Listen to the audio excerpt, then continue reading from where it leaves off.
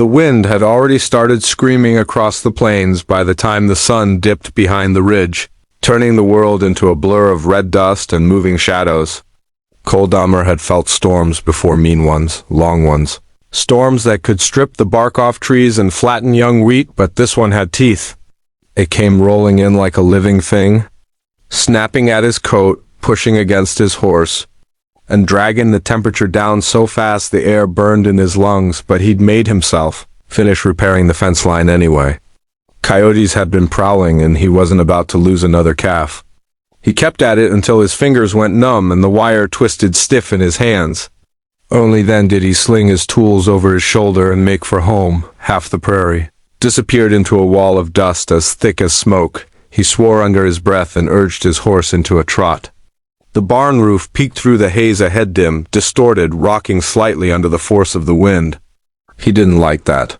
The building was old, older than he'd been told when he bought the ranch. Half the beams were stubborn as iron.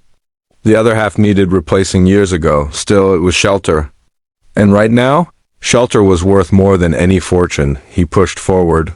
Then something small, too small to be a horse, too light to be a cow, moved through the storm ahead of him.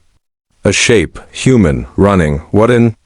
Cole narrowed his eyes. The figure stumbled, covering their face with both hands. A braid whipped behind them, lashing like a rope. A coat flapped open. Even through the sheet of dust, he recognized her. "Lena?"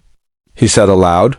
Though the wind stole the sound from his lips, he kicked his horse forward and slid off before it fully stopped, boots sinking into dirt softened by the coming rain. Lena Morrow staggered into him before he could even steady her. She grabbed his coat with freezing fingers. Her face was pale. Her lips almost blue, and clutched in her shaking hands was a small glass vial wrapped in cloth. "Cole!" she gasped, her breath breaking in the middle. I need you to put it in my mouth, please." He jolted, momentarily thrown by the words. Dust stung his eyes, sticking to his lashes. For a single heartbeat he froze, not in embarrassment, not in confusion, just trying to understand why she had run into a storm like this at all. Then she thrust the vial closer. "Desperate, your tincture," she choked out. "Your medicine?" I couldn't breathe. Couldn't stand. I remembered what you said, it's for shock. For when the cold hits too fast? My chest, Cole, it hurts. And suddenly everything made sense. She wasn't begging for anything but air. Cole grabbed the vial, ripping the stopper out with his teeth. Bitter herbal fumes hit him instantly, sharp, pungent, unmistakable. He lifted her chin gently with his thumb. "All right," he said, steadying her head as the wind slammed against them. "Open up, just a sip, easy."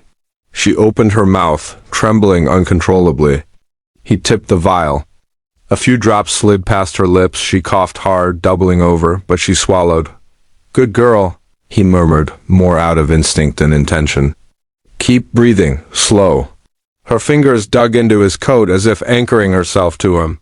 "You weren't coming back," she whispered. "I thought you collapsed. Or got lost." Or another gust hit, knocking them both sideways. Cole fought it back and wrapped an arm around her shoulders. "We need to get inside, now." She nodded, barely. He led her toward the barn, half carrying her when her knees buckled. The horses inside were already panicking. He could hear them kicking and snorting through the walls. Sensing danger before it fully arrived, Cole shoved the barn door open. The hinges groaned in protest. He ushered her inside, then pulled the door shut with all his strength and dropped the heavy iron bar across it.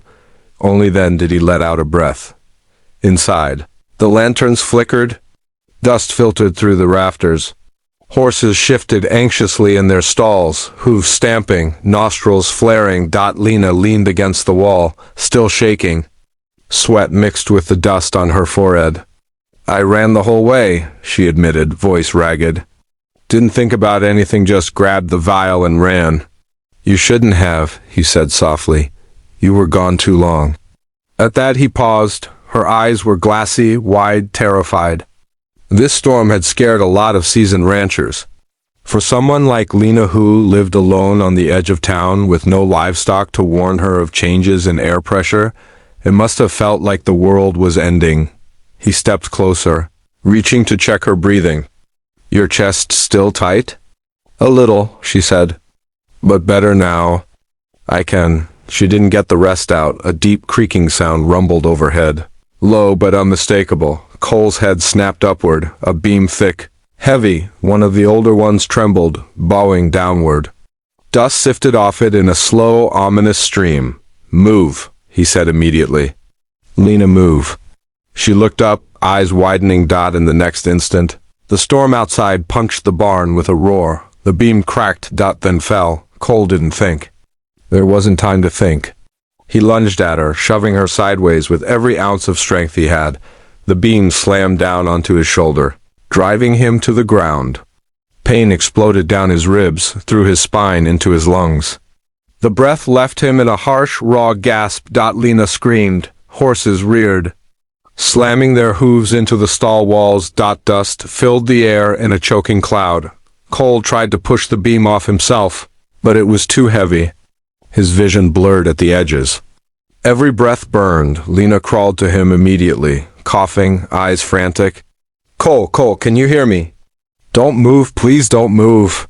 I'm fine, he lied. She looked at the beam crushing into his shoulder and glared at him, like she'd throttle him for saying something that's stupid. You're pinned. And you're bleeding. He blinked. Just catch my breath.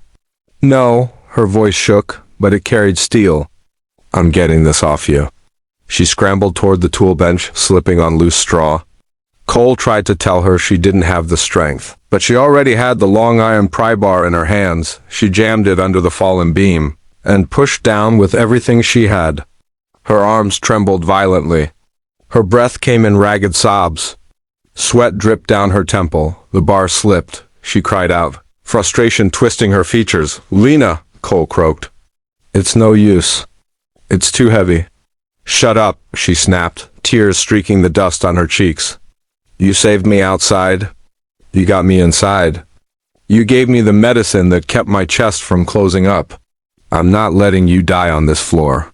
She wedged the bar again. This time she braced her feet against the wall, arms rigid, back straining. Her entire body shook with effort. Come on, she whispered to the bar. Come on, please. The beam shifted. She pushed harder, her shoulders screaming in protest. With a crack. The beam lifted an inch. Cole now. She gasped. He used what little strength he had left to drag himself free.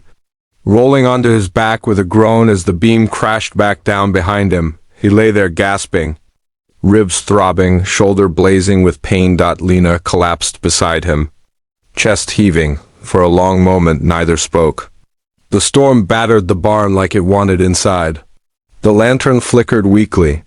Dust swirled in the dimness, like smoke after a battle. Lena turned to him first. Her hand trembled as she touched his cheek. You paid the price for saving me, she whispered. But I'm not done. You hear me? I'm not letting that be the end. His throat tightened, not from pain this time, but something else entirely. She pressed her forehead gently to his, her breath shaking against his jaw. The horses quieted, sensing the danger had passed.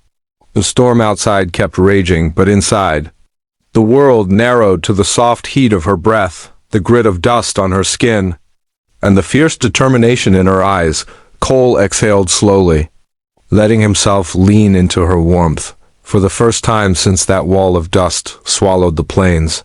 He believed he might see morning, and he believed with a strange, steady certainty that Lena wasn't leaving his side until he did.